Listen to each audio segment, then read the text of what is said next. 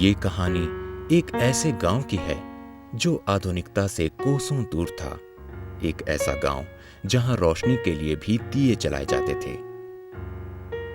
एक दिन लंबे सफर पर निकला थका हारा एक मुसाफिर यहां आ पहुंचा।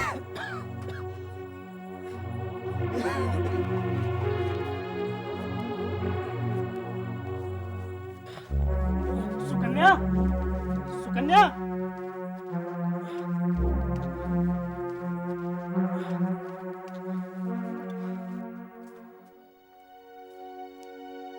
गांव के लोगों ने, खासकर सूर्यांश और उसकी पत्नी सुकन्या ने उसकी खूब सेवा की।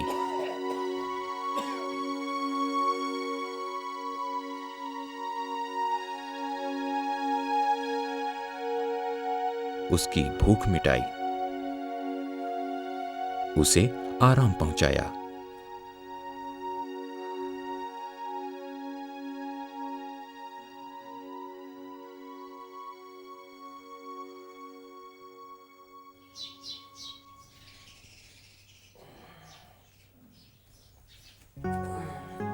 अगली सुबह मुसाफिर अपने सफर पर निकलने लगा।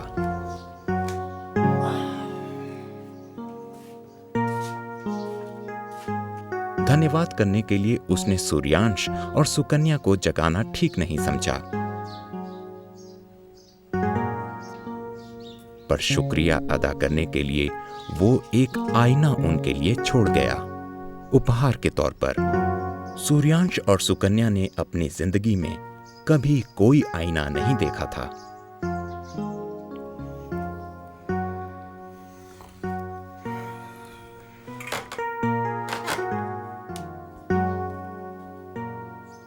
लगता है मुसाफिर चला गया। अरे ये क्या है? कौन है? इतनी सुंदर औरत। कहीं मेरे पति का इसके साथ चक्कर तो नहीं चल रहा?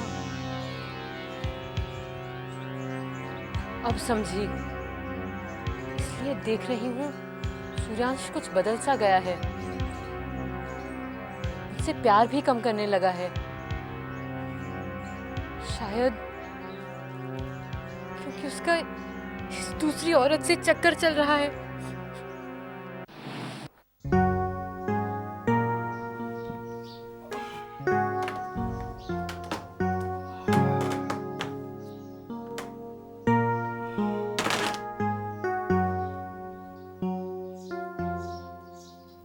सुकन्या, सुकन्या,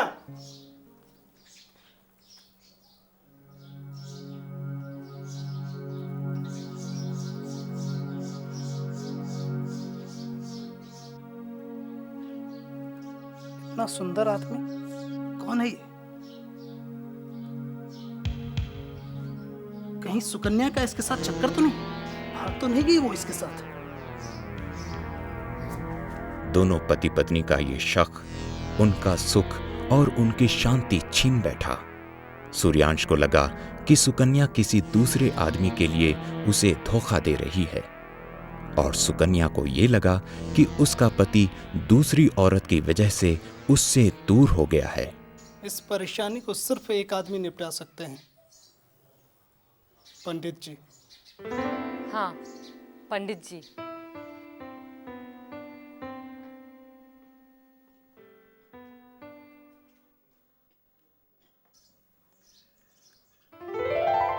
आज मेरा जीवन सफल हो गया। मुझे साक्षात भगवान के दर्शन हो गए। साक्षात भगवान के दर्शन हो गए। हे प्रभु, हे प्रभु, ये मुझे चाहिए। नहीं पंडित जी, ये मैं रखूंगी, ये मैं रखूंगी। फिर देखते ही देखते पूरे घर में घमासान छिड़ गया। सूर्यांश ने सोचा कि आईना उसके पास होना चाहिए ताकि वो लोगों को बता सके कि उसकी पत्नी किसी और से प्रेम करती है। दूसरी तरफ पंडित जी ने सोचा कि आईने पर उनका हक था, क्योंकि उनके भगवान उन्हीं में बसे थे। सुकन्या को ये लगा कि उसे आईना अपने पास रखना चाहिए ताकि अगर उसका तलाक हुआ तो वो पंचायत को दिखा सके कि किस औरत ने उसका घर उजाड़ा है। इसी बीच वहां से गुरु महाराज जी गुजर रहे थे।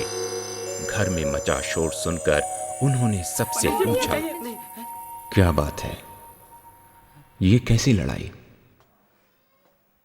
महाराज जी, तीनों ने उन्हें अपनी अपनी दलीलें बताई। ये झूठ बोल रहे हैं महाराज जी। इसमें वो औरत रहती है जिसकी वजह से ये मुझे छोड़ रहा है। मैं झूठ बोल रहा हूँ। नहीं महाराज जी, देखिए। इसमें मेरे भगवान है, मैं इसे नहीं दूंगा।